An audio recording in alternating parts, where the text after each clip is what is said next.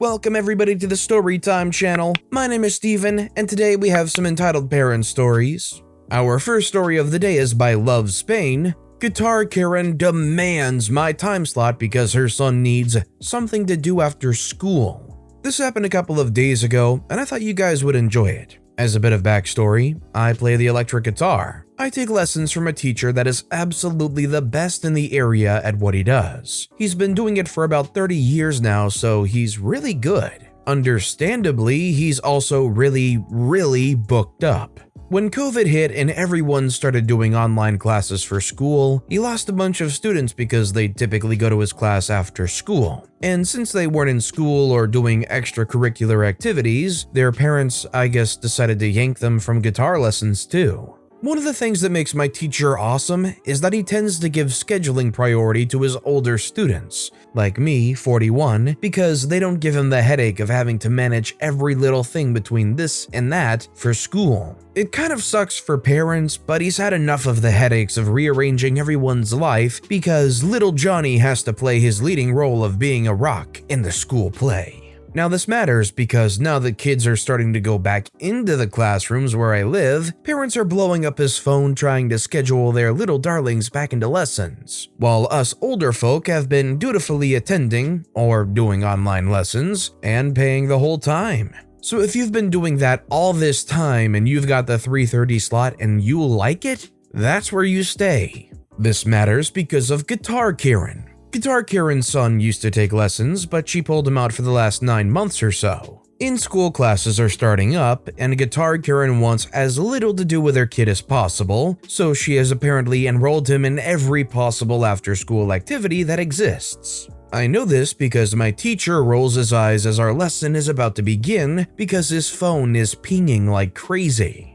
I thought it might be an emergency or something, so when he returned to the room, I said, "Your phone has been going crazy." He normally turns it off during our session, and he just mutters something and turns it off, talking about how this woman had signed her kid up for track, baseball, art, band, and now guitar, and in order to ensure he has something to do every single day of the week, he absolutely must have this 4 o'clock slot.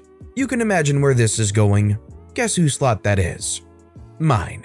I'm super flexible with regard to the days of the week, just not the time of day, because I work until then. I told him as much, but he's like, "No, I'm not moving you, don't worry." He turns off his phone and we continue on our lesson.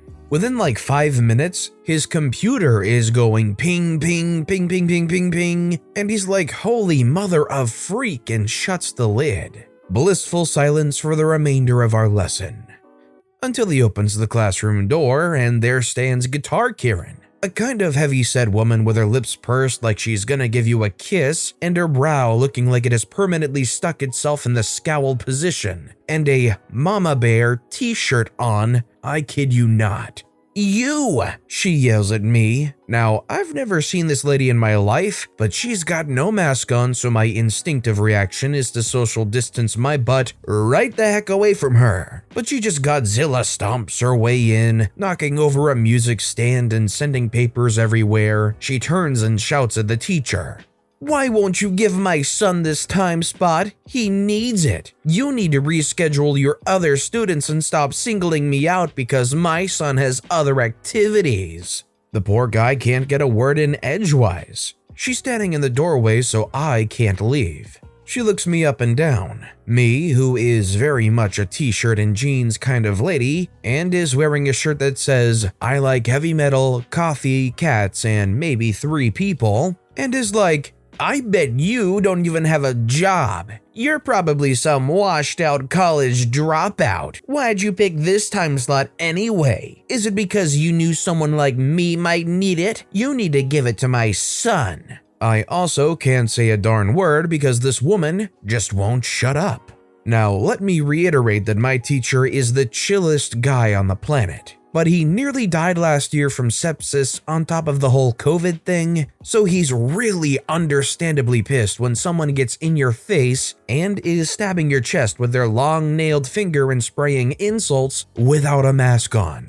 He gets between me and her and says, "You need to back up or get out." They take their confrontation out into the hallway. He tells me to go ahead and leave and he'll handle her. I hear him tell this lady, "Listen, OP has been with me for years and I'd better never hear you insult her or any of my other students ever again.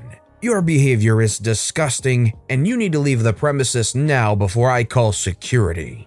We don't have security in the building, but she doesn't need to know that. He was so fired up, I think he could have landed her flat on her butt in that moment. She turns completely meek and is like, "What about lessons for my son?" And at this point, the teacher was like, "Absolutely not." And she's like, "But he needs this." And the teacher said, "Not my problem," and acted as if he were dialing security on his phone. She scuttled out of there as I was leaving the parking lot. I wanted to give my teacher the biggest high five. He later told me he didn't hear from her since then, but he thinks this isn't the last encounter. I imagine she's the type of person that'll come down there every weekday at that time to berate whichever poor student has that spot because her son obviously needs it. Do you guys think if that Karen shows her face around there again, that's grounds enough to call the police right then and there? Let me know in the comments down below. Our next story is by What a Handful. My mom is calling me selfish and lazy because I won't force my daughter to dance. My daughter started dance 2 years ago when she was 3. My mom and sister got in her head while on a sleepover about being a ballerina, how my niece does dance and how adorable she would look in pretty dresses. My daughter loves dresses and my niece, so she agreed to do it, without my consent. When I found out, my daughter seemed excited, so I gave in. The dance school does classes for jazz, ballet, and tap for the little kids, and she really wanted to do ballet, so I signed her up.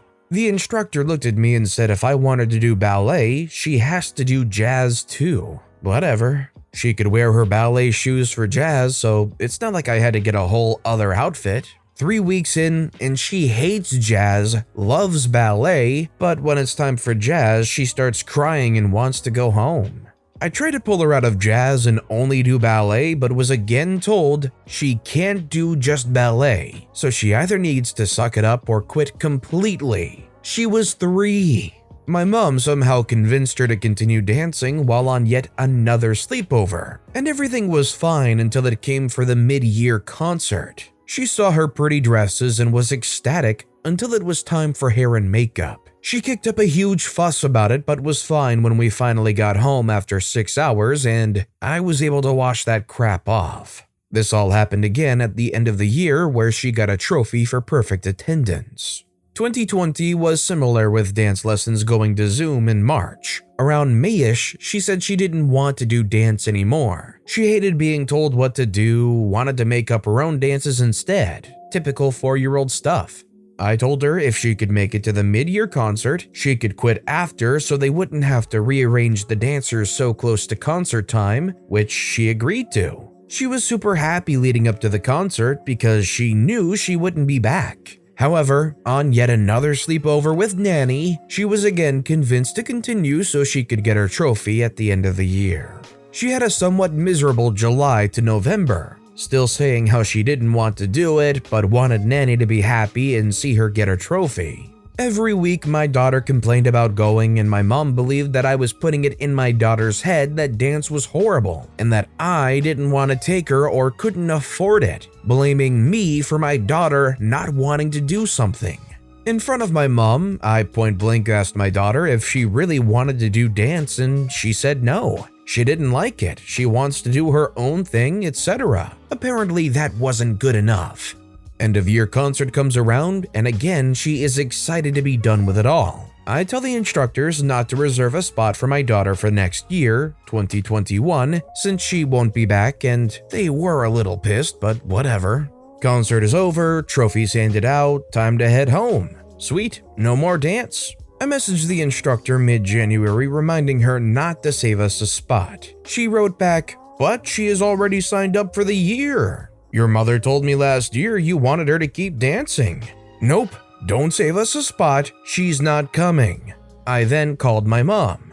"Why did you sign daughter up for dance without talking to me first? We've already talked about this, she doesn't want to go." Mom says, nonsense, she's 5, she doesn't know what she wants. Besides, she looks so adorable in those cute costumes and makeup. She doesn't want to go. She has been complaining about it for the last 8 months. The only reason she finished this year was to make you happy. You're just saying that because you can't be bothered getting off your lazy butt to take her. Every girl wants to be a ballerina. Why are you trying to take this away from her? You're being selfish. She doesn't want to go, and I'm not going to force her. I've already let instructor know she is not going back and did not sign her up without my permission next time, if she ever decides to start dancing again. She continued to berate me a while longer before I finally hung up on her. She then called my sister, who tried guilt-tripping me into forcing my daughter to dance. It's not going to happen until she wants to. I'll still take her to the concerts to see niece perform, but that's it. Sorry this is so long. It's one thing to support your kids' and grandkids' dreams, it's another to try to live your dreams through them. As badly as you would love to see them grow up doing something that you think is fitting for them, it's rather horrible of you to try and force them to do something, or try to live some kind of dream through them. It's the kid's life and they have their own wants and desires. Even if they're 5, they know they don't want to dance. The whole, they're 5, they don't know what they want logic is pretty disgusting to me. And our final story of the day is by Rarely Default 26, kicked out because I listened to the school nurse instead of her. I've mentioned my mom in past posts a lot, but I've never really shared any stories about her.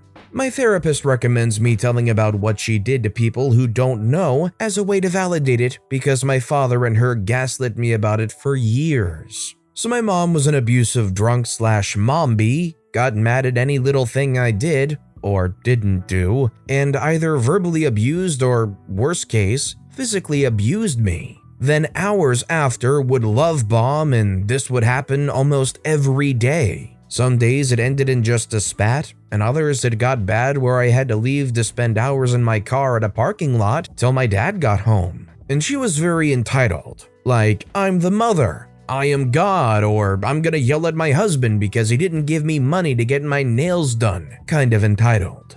I have numerous stories, but this is one I remembered first and I think is one of the best examples of what she would do, or her mom god complex. This happened when I was a sophomore in high school. My voice/throat was starting to get rough and I went to the nurse's office for some advice, and she said to gargle warm salt water 5 to 10 times at least 3 times a day. The temperature is important. I've heard this from my friends too, so I figured it must work. It did. So when I got home, I said hi to my mom who was in her room and went to the kitchen to fill a glass of water. I debated whether I should just get some out of the sink since it's fast warm water and I'm not drinking it anyway, so I asked my mom if it was a good idea. I remember the general outline vividly, but not the details as this happened a long time ago. I say, hey, should I just use the water from the tap or from the fridge? She says, ew, no, use the fridge, why do you ask? I say, oh, my throat is scratchy and my voice is going, so everybody recommends gargling warm salt water to help. What? No, you gargle cold water. I was told warm water. Sweetie, I've been taking care of your sore throat since you were born. I think I know better. Well, yes, but can I at least try the warm at least? It wouldn't hurt. No, use cold water. Cold water is better. I know better. Okay, but everyone's suggesting warm, so I want to try that at least, please? She visibly starts getting upset and walks towards me a little, voice rising. I can clearly see at this point that she was drunk, so I started getting scared. LP, I am your mother and I know what's best for my child. You're seriously gonna believe your friends over your own mother? Well, the nurse said it too, but okay, fine, I'll use cold. No, I can't believe you'd believe other people over me when I was the one who raised you. I was the one changing your diapers. She starts going on one of her tirades where she just rants and rages into the air regardless if you're saying anything or not. Her voice was getting louder and louder till she was practically screaming. I'm trying to tell her I'll take it cold, but she's long past the point of rational thought and doesn't even register what I'm saying. I tell her I'm done talking and try to walk away, but she then proceeds to grab my hair and rip me toward the door and shove me through. Screaming, how dare I treat her like this and disrespect her, and I need to cool down, then slams the door. It's 5:30 p.m., 93 degrees, in August, in Florida, and I get stuck out there with nowhere to go for at least 3 hours. Can't call dad or friends because my phone was in my backpack in the house, and we live in a rural community, so not anyone close by. When those 3 hours were up, she thrusts open the door, rants about how crazy I was for sitting there, and then witches and wonders why I'm giving her the silent treatment like what transpired didn't happen. I have many more stories if anyone's interested, but that was the first one I remembered. I feel really bad for OP because as a kid growing up, it's hard to really deal with situations like this where it's your own parents and they're guilt tripping you but also just flat out abusing you. You don't want to let your parents down, you don't want to feel guilty, but also you have your own thoughts and opinions and you feel like you can't even bring those up. It's good that OP prefaced the entire story by saying that they have therapy because really everybody should have therapy. And hopefully it's helped a lot with working through situations like this. But with that being said, that's all the time we have for today. So if you have a favorite story of the day, let me know which story and why in the comments down below. But besides that, if you enjoyed the video, please consider giving it a like. And if you haven't, subscribe and turn notifications on so you'll never miss an upcoming video. No matter what you do, whether it's just viewing the video, liking, subscribing, turning notifications on, I appreciate the heck out of it. Every little thing that you do helps the channel grow that much more, and I can't thank you enough for it. So until next time, I hope you all have a wonderful day, and I'll be right here next time on the Storytime channel.